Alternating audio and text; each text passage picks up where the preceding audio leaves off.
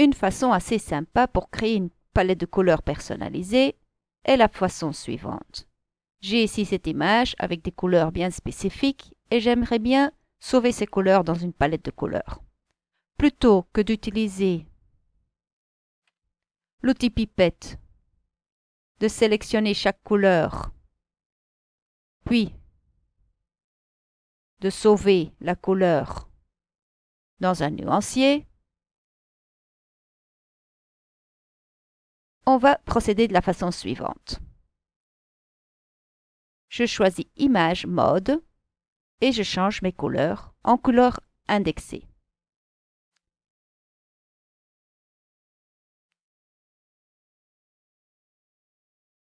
Je vais conserver les couleurs exactes et je vais cliquer OK. Étape suivante. Je retourne sous Image, Mode et je vais choisir Table des couleurs. Et on voit qu'ici, j'ai toute ma table des couleurs. Et je vais enregistrer ma table de couleurs. Je lui donne un nom et je clique sur Enregistrer. Maintenant, si je prends mon nuancier et que je vais charger un nuancier et je vais chercher ma table des couleurs, on voit que j'ai effectivement ma table des couleurs, mon nuancier que j'avais sauvé.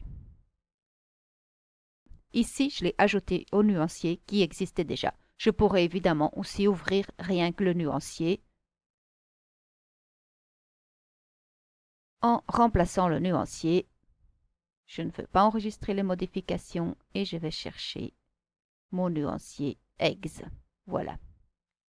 Je pourrais alors effacer certaines des couleurs, puisque par exemple, il y en a beaucoup qui se ressemblent trop fort. Je pourrais alors les sélectionner et les effacer de la façon suivante.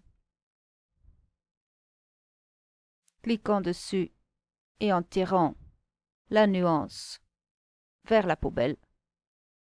Ou si j'appuie sur la touche Alt ou Option, je peux simplement cliquer sur la nuance que je veux effacer. Ici, j'ai sauvé le nuancier pour pouvoir l'utiliser dans Photoshop. Si maintenant je veux utiliser ce nuancier dans d'autres programmes comme Illustrator ou InDesign, je vais alors enregistrer le nuancier pour l'échange. Et je vais lui donner un nom forcément.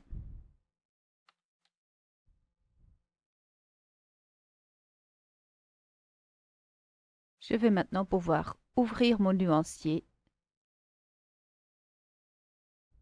dans Illustrator.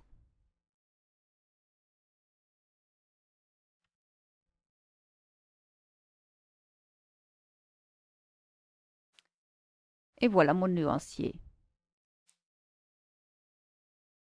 que j'avais sauvé sur base d'un document Photoshop.